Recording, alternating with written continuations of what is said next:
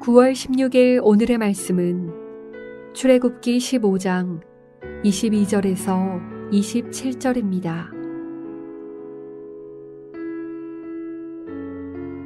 모세가 홍해에서 이스라엘을 인도하매 그들이 나와서 수르 광야로 들어가서 거기서 사흘 길을 걸었으나 물을 얻지 못하고 마라에 이르렀더니 그곳 물이 써서 마시지 못하겠으므로 그 이름을 마라라 하였더라.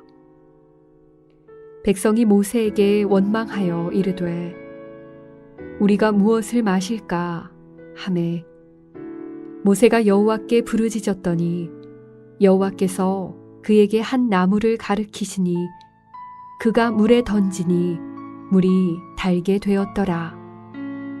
거기서 여호와께서 그들을 위하여 법도와 율례를 정하시고 그들을 시험하실세 이르시되 너희가 너희 하나님 나 여호와의 말을 들어 순종하고 내가 보기에 의를 행하며 내 계명의 귀를 기울이며 내 모든 규례를 지키면 내가 애굽 사람에게 내린 모든 질병 중 하나도 너희에게 내리지 아니하리니 나는 너희를 치료하는 여호와임이라.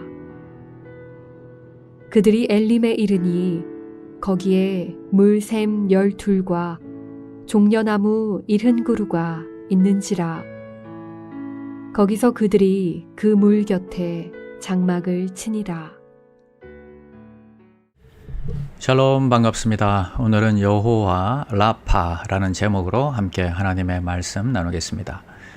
대전시 유성구에 있는 국군 군의관 학교에 가면 사람들의 눈길을 끄는 커다란 돌비가 있습니다. 거기에는 살려야 한다, 이런 5글자가 새겨져 있습니다. 하나님도 내 자녀를 살려야 한다는 심정으로 이 땅에 교회를 세우신 줄 믿습니다. 교회는 살리는 집입니다. 영을 살리고 혼을 살리고 육신을 치료하는 집인 줄 믿습니다. 본문은 맞을 수 없는 쓴물이 치료되어서 단물로 변화시켰습니다. 그리고 나는 너희를 치료하는 여호와 하나님이다. 여호와 라파의 하나님이다. 하나님 자신을 가르쳐 주십니다. 치료하는 여호와, 또 의사이신 하나님에 관해서 함께 은혜를 나누도록 하겠습니다. 하나님은 우리의 무엇을 치유하십니까? 첫 번째는 육체를 치유하십니다. 복음서를 읽어보면 예수님의 사역의 3분의 2는 병을 치료하시는 사역이었습니다.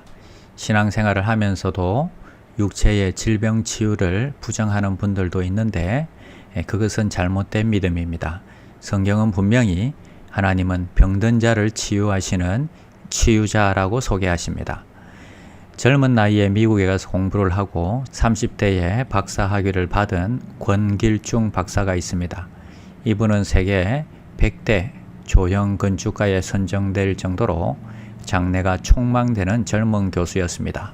그런데 어느 날 몸에 이상이 있어서 병원에 가보니까 식도암이라 하는 판정을 받았습니다. 그는 목에 호스를 꽂지 않으면 미움도 삼킬 수 없는 지경이 되었습니다. 나중에는 호흡도 제대로 할 수 없는 지경에 이르렀습니다. 치료하던 의사는 사형 선고를 내렸습니다. 그때부터 그는 성경을 읽기 시작했고 그때부터 죽음을 앞에 둔 사람으로서 열심히 진지하게 성경을 읽었습니다. 내게 주시는 말씀으로 읽었습니다. 그런데 고린도전서 10장 31절 말씀이 눈에 들어왔습니다.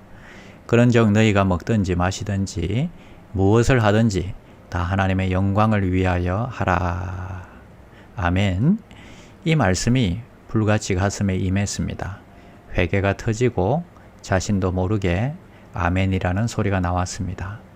하나님 앞에 눈물을 흘리며 자신의 교만과 어리석음을 내어놓고 자복하기 시작했습니다.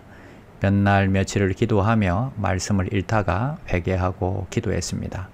그렇게 한 달이 지났습니다. 놀라운 일이 일어났습니다. 부은 손이 조금씩 풀리기 시작했고 음식을 먹고 싶다는 생각이 들어 호수를 빼버리고 죽을 먹었더니 소화가 되었습니다. 그렇게 회복되어 가기 시작했습니다. 병원에 가서 다시 검사를 받았더니 의사의 말이 당신의 식도암이 깨끗이 다 나았습니다.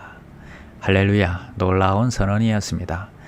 하나님이 그에게 제2의 인생을 열어주셨던 것입니다. 그리고 그는 세계 유수한 대학에서 좋은 보수에 좋은 주택에 좋은 조건으로 부름을 받았지만 다 거절했습니다. 그는 중국의 연병과학기술대학교로 가서 중국인들과 조선족들에게 가르치면서 복음도 함께 전했다고 합니다. 주님은 오늘도 아픈 자를 치료하시는 것을 믿으시기를 바랍니다. 두 번째는 마음의 상처를 치유하십니다. 예수님께서 수가성에 한 여인을 찾아가셨습니다. 그 여인은 마음의 상처가 많은 사람이었습니다. 남편이 5이었는데 그 사람들과도 다 헤어졌습니다. 그 과정 속에서 수많은 마음의 상처를 가지고 있었습니다. 그리고 그 당시 함께 살던 남자도 그녀의 남편이 아니었던 것입니다. 아마도 그 남자는 유부남이었던 것 같습니다. 주님을 만난 여인은 마음의 상처가 치유되어서 온 동네를 다니며 주님을 소개했고 주님께로 온 동네 사람을 전도했습니다. 이처럼 마음의 상처를 치유한 여인을 통해서 온 동네가 복음을 받아들이게 됐던 것입니다. 주님은 우리의 마음의 상처도 치유하는 것을 믿으시기를 바랍니다. 세 번째는 영을 치유하십니다. 사람의 가장 근본적인 문제는 돈이나 환경의 문제가 아닙니다. 육체의 문제가 아닙니다. 영적인 문제입니다. 하나님은 사람을 영적인 존재로 만드셨습니다. 하나님께서 하나님의 형상대로 사람을 만드셨는데 그 말은 사람이 영적인 존재다 하는 것입니다.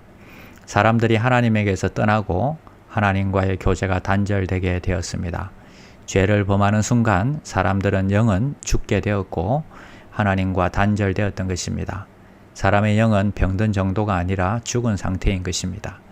죽은 영혼은 행복할 수가 없습니다. 주님을 만나야 영혼이 행복해지는 것입니다. 주님을 만나시기를 바랍니다. 의사에게 보여주지 않으면 치료받지도 못합니다. 여러분, 여러분의 아픈 상처, 아픈 영혼, 아픈 육신을 주님께 다 보여드리기를 바랍니다. 주님, 저는 많이 아픕니다. 육신이 아픕니다. 마음이 속상합니다. 영혼이 병들어가고 있습니다. 주님 치료하여 주시옵소서. 나를 치료하는 의사 대신 주님께 맡기는 겸손한 환자들이 다 되시기를 바랍니다. 기도하겠습니다. 여호와 라파이신 하나님, 우리를 치유하여 주시옵소서. 우리의 과거를 치유하여 주시옵소서. 우리의 지친 심령을 치유하여 주시옵소서. 우리의 감정과 정서와 인격을 치유하여 주시옵소서. 우리의 부정적인 마음과 감정을 치유하여 주시옵소서. 병든 인격과 습관도 치유하여 주시옵소서. 감사를 드리며 예수님의 이름으로 기도드립니다. 아멘. 나는 죽었습니다. 제가 주인이 아니고 예수님이 저의 주인이십니다. 예수님은 십자가에서 죽으시고 부활하셨습니다. 부활하신 예수님을 가슴으로 만나서 따라가며 간증합니다. 사랑하는 가족과 함께 영광스러운 승리를 노래합니다. 나는 죽었습니다. 제가 주인이 아니고 예수님이 저의 주인이십니다. 예수님은 십자가에서 죽으시고 부활하셨습니다. 부활하신 예수님을 가슴으로 만나서 따라가며 간증합니다. 사랑하는 가족과 함께 영광스러운 승리를 노래합니다.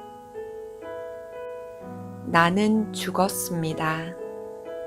제가 주인이 아니고 예수님이 저의 주인이십니다. 예수님은 십자가에서 죽으시고 부활하셨습니다. 부활하신 예수님을 가슴으로 만나서 따라가며 간증합니다. 사랑하는 가족과 함께 영광스런 승리를 노래합니다. 나는 죽었습니다. 제가 주인이 아니고 예수님이 저의 주인이십니다. 예수님은 십자가에서 죽으시고 부활하셨습니다. 부활하신 예수님을 가슴으로 만나서 따라가며 간증합니다. 사랑하는 가족과 함께 영광스런 승리를 노래합니다. 나는 죽었습니다.